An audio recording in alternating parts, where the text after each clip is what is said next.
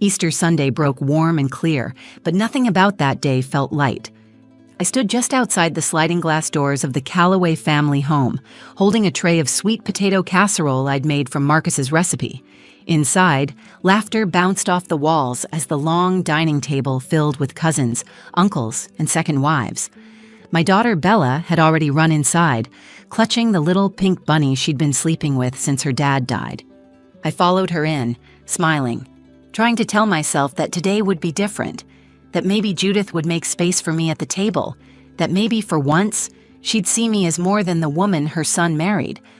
But as I stepped into the dining room, Judith turned toward me. Her eyes, cold and always calculating, landed on the casserole dish first, then on me. "You can put that in the kitchen," she said. Her tone was casual, like someone ordering a waitress. I hesitated. "Where should I sit?" She raised an eyebrow. "We're full at the table." I looked around. There were clearly empty chairs. 2, in fact. She saw me notice. Judith's lips curled into a smile that didn't reach her eyes. "You can sit out on the porch. It's a lovely day." I didn't say anything at first. Not because I didn't have anything to say, but because I knew none of it would matter. Bella was standing at the far end of the table next to her cousin, watching me. "Mama," she asked, her voice too small for the room, "why can't you sit with us?" The room fell quiet. Judith turned to her with the same forced smile. "Because," she said clearly, loud enough for every single person to hear, "she's not part of this family." It hit like a slap. Not just the words, but the way no one disagreed. Plates clinked. Someone cleared their throat. Marcus's sister looked down at her lap. Bella's face crumpled. She started to cry, her little hands clutching the back of a chair. I took a step forward, but Judith moved between us. "You're making a scene," she hissed under her breath. "This is a family meal. Go sit outside before you ruin it for everyone." I wanted to scream. Instead, I knelt down to Bella's level and wiped her cheeks. "It's okay, baby," I whispered. "I'll be right outside. We'll have our own little party after, all right?" She nodded, sniffling. Her tiny voice trembled. "I want to eat with you." And then came the sound no one expected. The front door opened, heavy and deliberate. A pair of boots echoed through the foyer. Every conversation stopped. Into the dining room stepped Officer Thomas Neely in full uniform. He held a folder in one hand and a look on his face I hadn't seen in years, serious, calm, and purposeful. Judith stepped back, blinking. "Thomas, what are you doing here?" He nodded politely but didn't answer her. Instead, he turned to me. "Alina," he said, loud enough for the entire room to hear, "do you want to do this now?" I stood up straight. "Yes, please." He opened the folder and pulled out a thick stack of papers. "This house," he said, glancing around, "is no longer in the name of Judith Calloway. Marcus Calloway transferred full ownership to his wife, Alina Rivera, 2 weeks before his death." You could feel the air vanish from the room. He left this house to her and his daughter to make sure they would never have to beg for space at their own table. A fork clattered to the floor, then a plate, then another. Every face in the room turned to me, but I didn't look at them. I looked at Bella. She smiled through her tears. And I finally walked past Judith and took my seat. After Marcus died, everything felt like it collapsed in slow motion. The house we'd been renting was sold 2 months later. The landlord apologized like it made a difference.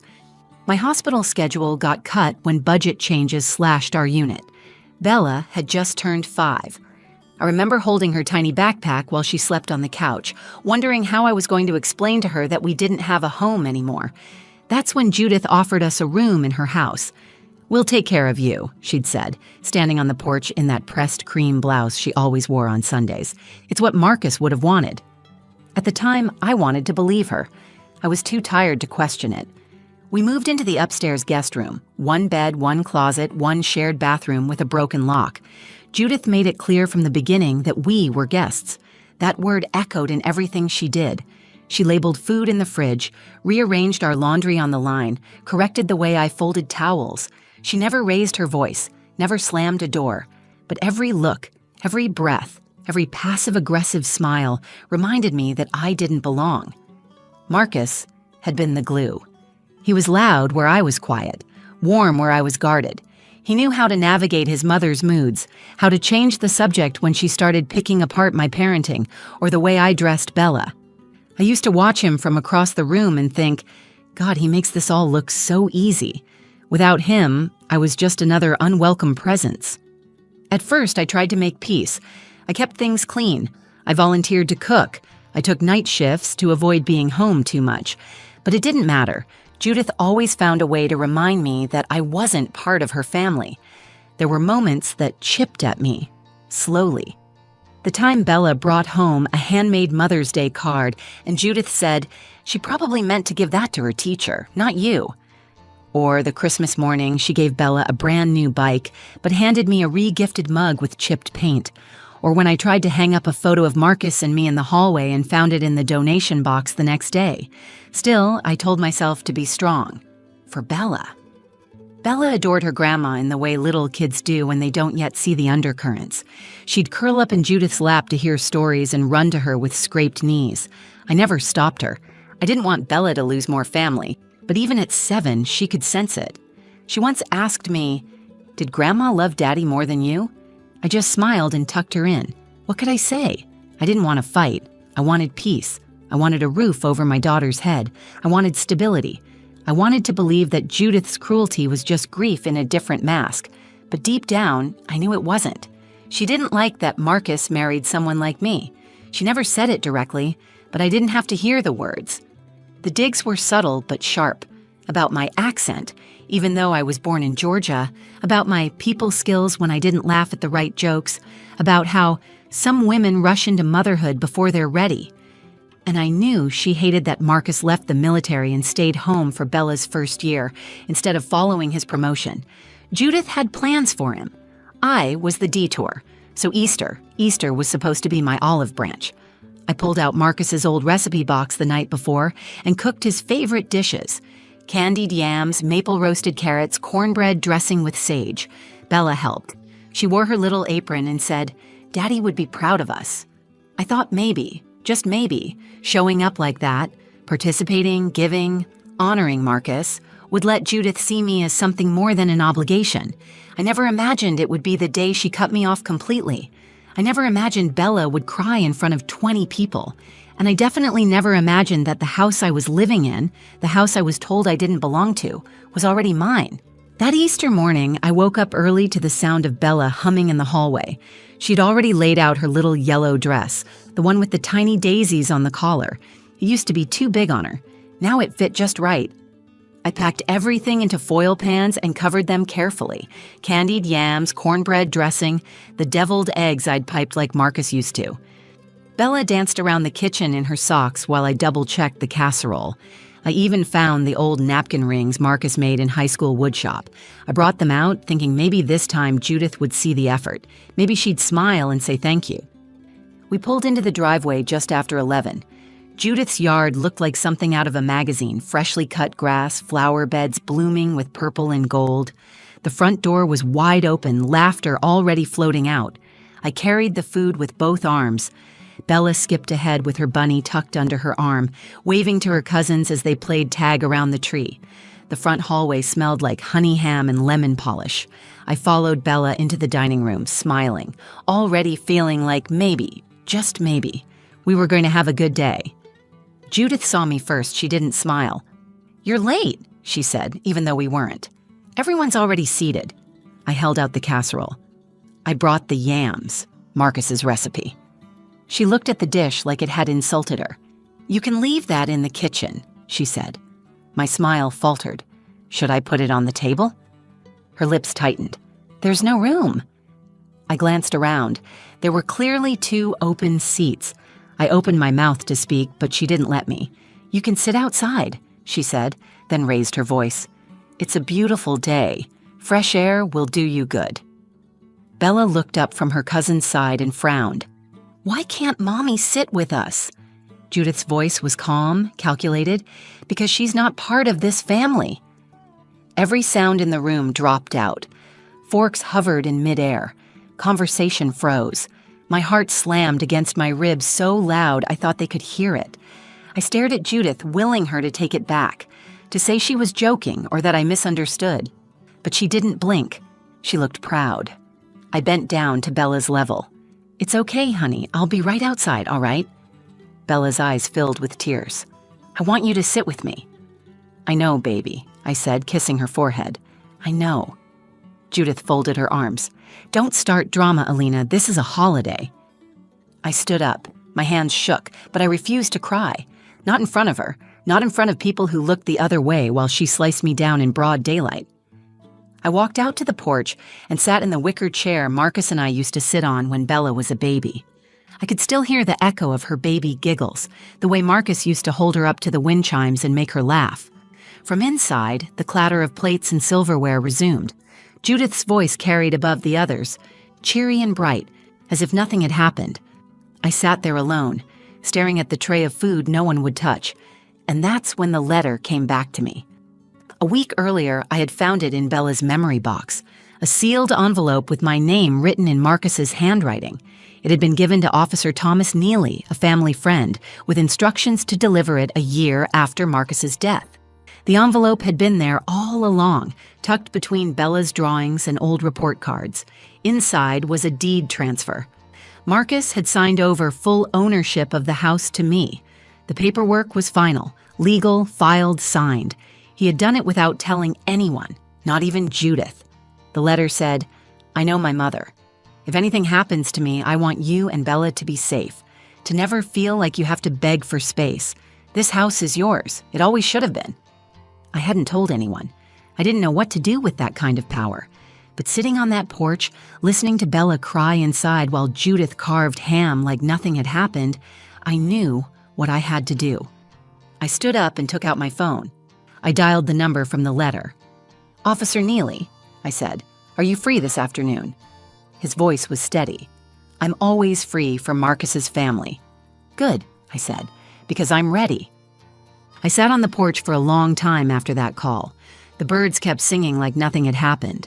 The wind played gently with the hem of my dress. I stared down at the tray of untouched food sitting beside me and thought about how many times I'd swallowed my pride to keep the peace, how many times I'd told myself that biting my tongue was the mature thing to do, the strong thing, the for Bella thing. But that day wasn't about strength anymore. It was about dignity. Inside, I could still hear Bella crying. And I knew this wasn't just about me. It never had been. It was about what Bella was learning to expect from the world, what she was being taught about her worth by watching how I let people treat me. And I wasn't going to let her think this was normal. I picked up my phone again just to make sure I hadn't imagined the earlier conversation. I opened the folder app where I'd scanned the deed Marcus left behind. His signature was still right there on the bottom, clean, steady, unmistakably his. I could practically hear his voice in my head. "I'm not here anymore, so I need to make sure you're protected."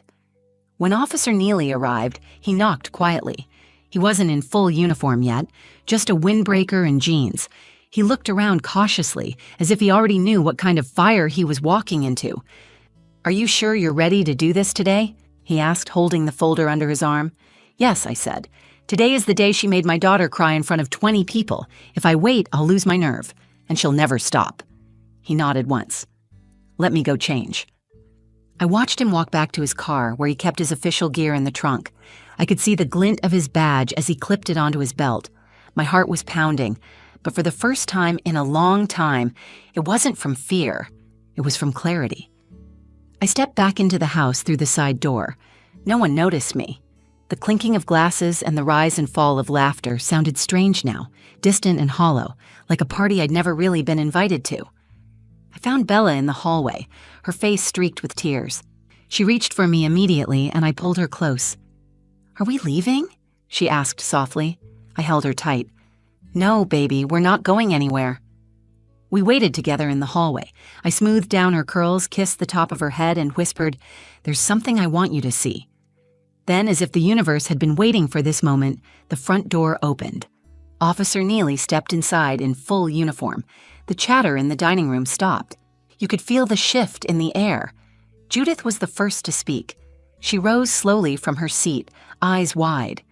"Thomas, is everything all right?" "I'm here to speak with Alina," he said, glancing toward the hallway. I stepped forward. Every eye turned to me. Judith looked between us, suspicion growing on her face. "What's going on?" "I think you should all hear this," I said, my voice steady. "It concerns this house." Judith's tone sharpened. "What are you talking about? This is my house." Officer Neely opened the folder and pulled out a thick stack of papers. "Actually, it's not." He laid the documents on the table. "Marcus transferred ownership of this house to Alina Rivera 2 weeks before his death. The title, the deed, and the will all confirm it. This is legally her property." Silence. Someone dropped a fork. A cousin gasped. Judith took a step back, her face pale. "What?" she whispered. "He did it to protect his wife and daughter," Neely said firmly, "to make sure they were safe, to make sure no one could ever tell them they didn't belong." I looked at Bella. She was staring at me like I was a superhero. I turned back to Judith. "For 2 years, I let you treat me like a stray you were forced to feed," I said. "I told myself it was for Bella, that I didn't want conflict, but you made it clear today. You never saw me as part of this family, and now you never have to pretend again." Judith's mouth opened, but no words came out. I picked up the deed from the table and held it in both hands. "I'm not going to sit outside anymore." And then I walked Bella to the head of the table and pulled out a chair. For a few seconds, no one moved. The air in the dining room felt thick, heavy with something unspoken that had finally been forced into the light. Judith's mouth hung slightly open, her hand still frozen on the back of her chair.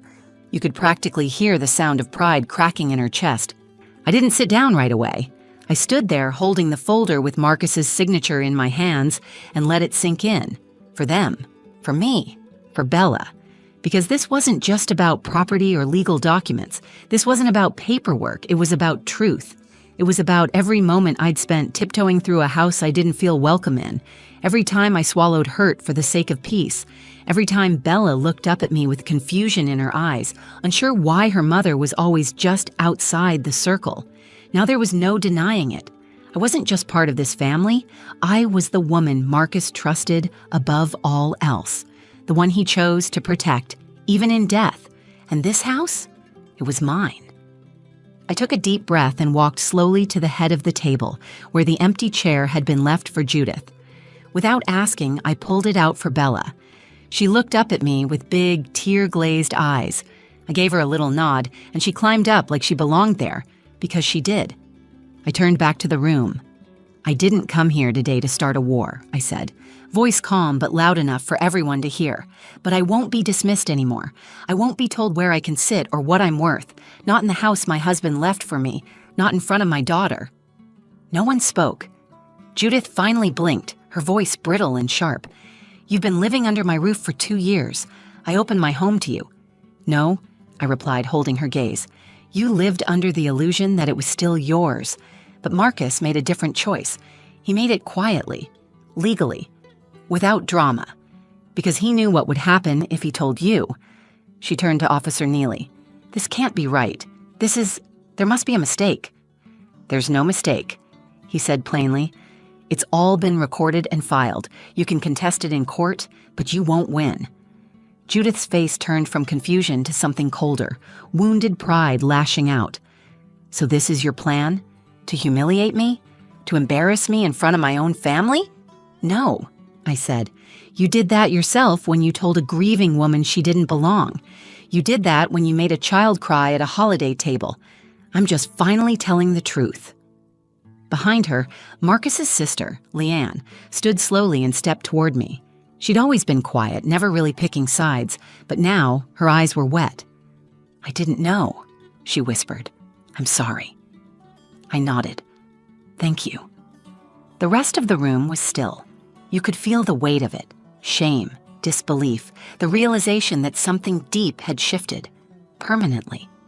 Then came the sound that marked the end of the old order. Judith pushed back her chair too quickly. It scraped against the hardwood. She grabbed her purse, her keys, and walked out of the room without saying another word. And then, the second sound. The front door slammed shut. Officer Neely looked at me and gave a small nod, like a soldier completing his mission. "I'll follow up with the legal filings this week," he said quietly. Let me know if she tries to come back." "Thank you," I said. As he left, the energy in the room slowly began to shift, like someone had finally opened a window after years of still air. I sat down beside Bella, and she leaned against me, her head on my arm. "Can we have your yams now?" she whispered. I smiled for the first time all day. "We sure can." I stood and went to the kitchen, carrying the tray that had sat untouched. I brought it back and placed it on the table like it was the centerpiece.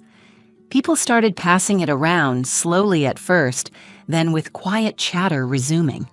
A small cousin reached for a spoon. Marcus's aunt complimented the seasoning. The room thawed bit by bit, and for the first time in years, I felt it too. Warmth, belonging, peace. In the days that followed, the house felt different. It wasn't just the absence of Judith's footsteps or her passive-aggressive sighs echoing through the halls. It was the stillness. The kind of stillness that doesn't make you tense up, but lets you exhale.